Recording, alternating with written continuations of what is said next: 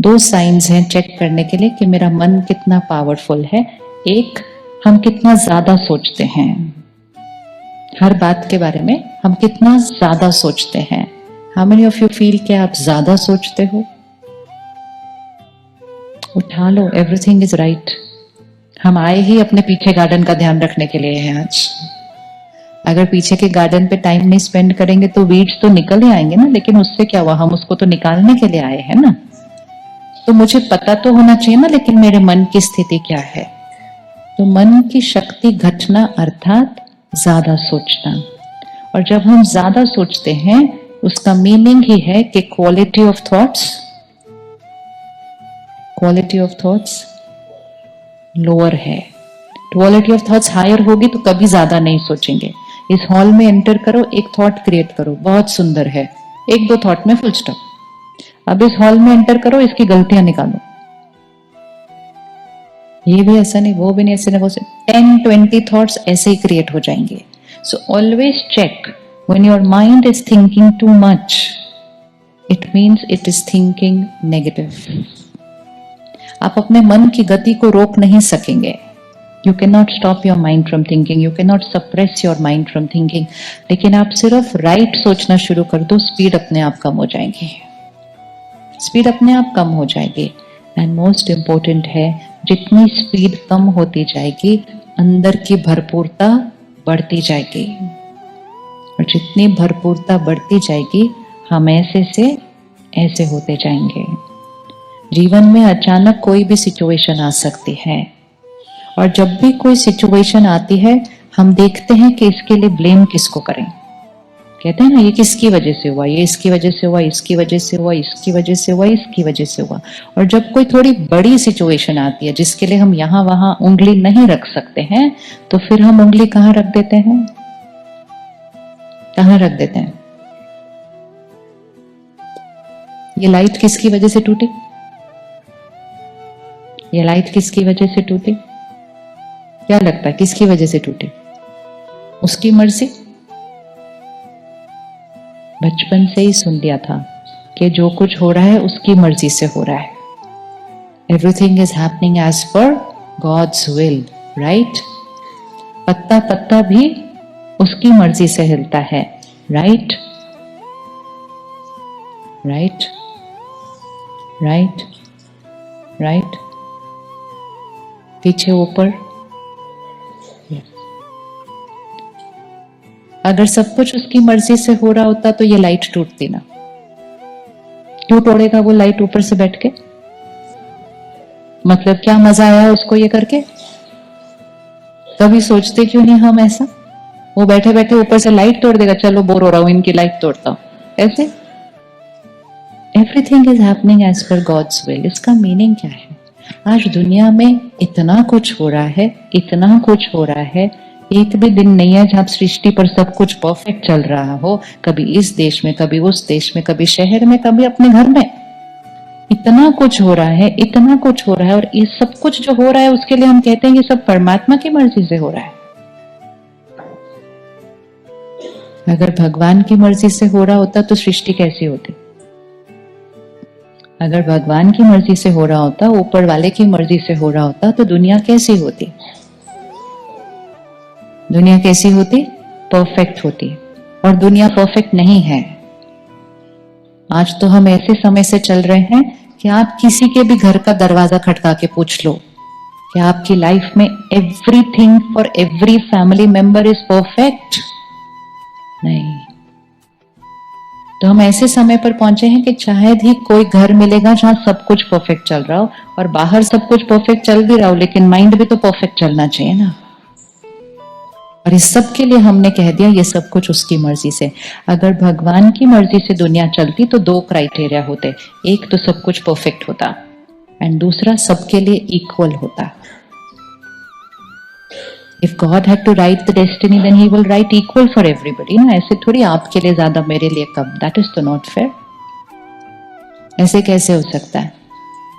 कोई 100 वर्ष तक हेल्दी है और कोई बच्चा आया ही बीमारी के साथ है, ये कैसे हुआ? कोई आया तो उसके लिए 20 लोग थे उसके परिवार में उसको लाड प्यार करने के लिए, और कोई आया तो उसके पास माँ भी नहीं है उसको उठाने के लिए, ये ऐसे कैसे डिसाइड होता है? कोई आया तो वो ऐसे मकान में पैदा हुआ जिसका अपना प्राइवेट हेलीकॉप्टर है, और कोई आया तो उसको आते खाने के लिए भी नहीं है। ये कौन डिसाइड करता है? ये कौन डिसाइड करता है? बोलिए, ये कौन डिसाइड करता है? कर्म। तो फिर हम ये क्यों कहते हैं कि ये सब कुछ वो डिसाइड करता है? तो चेंज करना पड़ेगा ना। सो दो कॉन्सेप्ट हैं, दो बिलीफ सिस्टम है जो बचपन से सुने थे। एक है everything is decided by, and एक है as is my karma so is my consequence. जैसा मेरा कर्म होगा वैसा ही उसका परिणाम होगा। कर्म हमारे बहुत अच्छे हैं, कभी कभी हमारे से गलतियां होती हैं, तो कर्म हमारे परफेक्ट नहीं है। और दूसरा, कर्म हमारे एक जैसे नहीं है, इक्वल नहीं है। तो इसीलिए डेस्टिनी भी परफेक्ट नहीं है और डेस्टिनी भी इक्वल नहीं है। तो दोनों में से कौन सा राइट है? Everything is as per God's will और everything is as per my Karma. जी हाँ जी, अच्छा कॉम्बिनेशन बताइए जरा। हाँ नहीं, इट्स फाइन, कॉम्बिनेशन बताइए। हाँ that also will see, but फिर कॉम्बिनेशन बता दीजिए आप पहले। If God is planning, then why would a newborn baby born with so many defects? तो प्रीवियस जन्म भी तो कर्म हमने किए थे ना, भगवान ने थोड़े किए थे। तो वो भी तो मेरे ही कर्म हुए ना, तो उसमें भी उसने नहीं किया। अगर उसके पास पावर हो तो फिर अगर मैंने कर्म किए भी होते ना गलत, तो वो उसको नलिफाई करके मुझे नेक्स्ट बर्थ हेल्दी दे देता। आप अपने बच्चों की गलती को माफ कर देते हैं ना, कर देते हैं, लेकिन फिर भी आप उनके कर्म का कॉन्सिक्वेंस उनकी लाइफ में आने से रोक नहीं सकते, आप माफ कर सकते हैं सिर्फ। कॉन्सिक्वेंस फिर भी आएगा ही आएगा। So it is only one and one thing, my previous जन्म इज ऑल्सो माई कर्म, माई कर्म। तो जब हमें ये याद रहता है कि मैं ये शरीर नहीं हूं, मैं आत्मा हूं, तो आज मैं इस शरीर में हूं, इसके पहले मैं दूसरे शरीर में थी, और जब मैं आत्मा शरीर छोड़ती हूं तो अपने साथ क्या लेकर जाती हूं? संस्कार और कर्म। दुनिया कहती है खाली हाथ आए और खाली हाथ जाएंगे, सच तो नहीं है। हाँ, ये सारा बिजनेस तो यहीं छोड़कर जाएंगे। एक बिजनेस है जो हम यहां छोड़कर जाएंगे, और एक बिजनेस है जो हम अपने साथ लेकर जाएंगे। तो जो बिजनेस इन आंखों से दिखाई देता है वो यहां रह जाएगा, आपके बच्चे मौज उड़ाएंगे, विच इज गुड, उनको देकर जाइए। लेकिन जो आप अपने बच्चों के लिए छोड़ कर जाने वाले हैं वो है जो दिखाई देता है। लेकिन आप हर कर्म कैसा करते हैं वो आपके साथ जाएगा, उसमें आपके बच्चे आपके भागीदार बनने वाले नहीं हैं। तो जब आप अपना ध्यान न रखकर, नहीं मुझे काम करना है, काम करना है, काम करना है, आराम नहीं करना, ये नहीं करना, वो नहीं करना, काम करना है, याद रखना सब कुछ जो कमा रहे हो वो बच्चों के पास जाएगा, और कर्म जो कर रहे हो वो आपके साथ जाएगा। उसके भागीदार उन्होंने बनना नहीं है आपके साथ। तो थोड़ा सा अटेंशन रखना चाहिए या नहीं रखना चाहिए? रखना चाहिए, नहीं रखना चाहिए? यस। तो दो बिजनेस चल रहे हैं, एक हियर प्रॉफिट एंड लॉस और एक हियर प्रॉफिट एंड लॉस। एक क्षण में मैं आत्मा शरीर छोड़ती हूं, क्या क्या पीछे रह के जाएगा? वैसे हम सब छोड़ेंगे, किस किस को पक्का है? नहीं नहीं, याद दिलाना चाहिए अपने आप को बीच बीच में, नहीं तो कहीं हमें गलती में रहते मैं हमेशा रहने वाला हूं इधर ही सब चीज के साथ, ऐसे ही तो पकड़ के बैठते हैं हम हर चीज को, attachment so strong. Are we all going to leave one day? हाथ उठा लो एक बार। Okay, do we know when we are going to leave? Should we be ready to leave any minute? और उसके लिए क्या करना पड़ेगा? हर क्षण, मैं किसी भी क्षण आत्मा इस शरीर को छोड़ सकती हूँ, और जब मैं इस शरीर को छोड़ूं तो मेरे साथ सिर्फ मेरे कर्म और संस्कार जाने वाले हैं। तो छोड़ने से पहले मेरे कार्मिक अकाउंट कैसे होने चाहिए? कैसे होने चाहिए? छोड़ने के बाद तो नहीं चांस मिलेगा कुछ भी ठीक करने के लिए। छोड़ने से 2 घंटा पहले भी पता चल जाए तो हम क्या कर लेंगे। तो अगर मुझे श्रेष्ठ कर्म और संस्कार लेकर जाने हैं और मुझे ये पता नहीं है कि मैंने कब जाना है, तो मुझे जीने का तरीके को क्या करना पड़ेगा। तो एक क्षण में मैं आत्मा शरीर छोड़ूंगी, परिवार पीछे रह जाएगा, कंपनीज पीछे रह जाएंगी, फैक्ट्रीज पीछे रह जाएंगे, सामान पीछे रह जाएगा, प्रॉपर्टीज पीछे रह जाएंगी, इतना पैसा कमाया पीछे रह जाएगा, शरीर भी खत्म हो जाएगा। सिर्फ मैं आत्मा आगे जाऊंगी और मेरे साथ क्या जाएगा, मेरे कर्म और मेरे संस्कार। सो 2 बिजनेस चल रहे हैं, एक शॉर्ट टर्म, एक लॉन्ग टर्म। एक बिजनेस इतने ही समय के लिए है, इंपॉर्टेंट है लेकिन शॉर्ट टर्म है, और एक बिजनेस इटर्नल है, वो कभी भी खत्म नहीं होने वाला, वो मेरे साथ कैरी फॉरवर्ड होता जाएगा। बच्चा पैदा होगा और 1-2 दिन के अंदर पंडित जी जन्म पत्री बनाएंगे। आप किस किस के पास जन्म पत्री, हाथ उठाना एक बार। अच्छा, सबके पास है। किस दिन बनी थी? जब बच्चा पैदा हुआ था।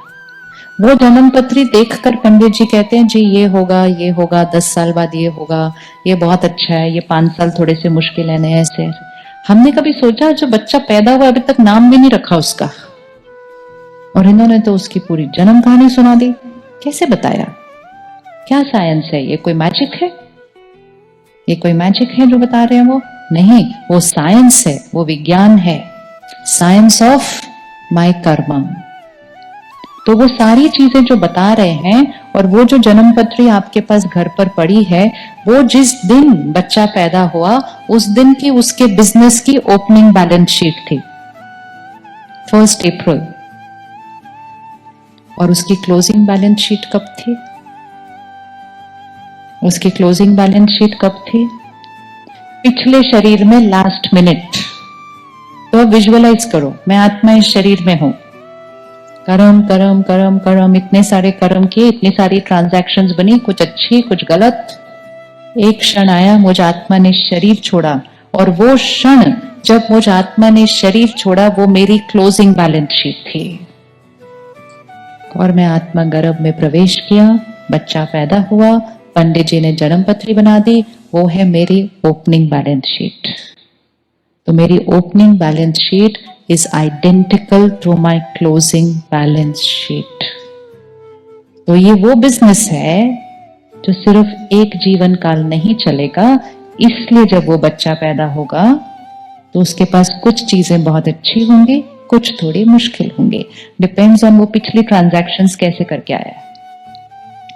अब वो जो जन्म पत्री बनी वो सिर्फ ओपनिंग बैलेंस शीट है। हम कई बार उस ओपनिंग बैलेंस शीट को जीवन भर की बैलेंस शीट बनाकर चलते रहते हैं। क्या आपका बिजनेस वही है जो 1 अप्रैल को होता है, पूरा साल वैसे ही चलता है? यस और नो? अगर आप अपनी ओपनिंग बैलेंस शीट में 1 अप्रैल 2023 को अगर आप लॉस लेकर भी आए हैं, इसका मतलब पूरा 2023 बुरा ही चलेगा? बता दो, बिजनेस आप करते हो, मैं तो करती नहीं, मुझे पता नहीं है। चलेगा बिजनेस 2023 अच्छा या बुरा बुरा ही चलेगा सारा? अच्छे से बोलो ना, यहां रिकॉर्ड हो रहा है, उसके लिए क्या करना है। लेकिन अगर आप हर रोज अपनी 2023 की 1 अप्रैल की बैलेंस शीट को देखते रहो और कहो ये भी ठीक नहीं है, ये भी ठीक नहीं है, ये भी ठीक नहीं है, ये भी ठीक नहीं है, तो अपने आप पूरा 2023 वैसा ही बीत जाएगा। वो जन्म पत्री आपकी ओपनिंग बैलेंस शीट है। आगे का बिजनेस आपके प्रेजेंट कर्म डिसाइड करेंगे, आपके पास्ट कर्म नहीं।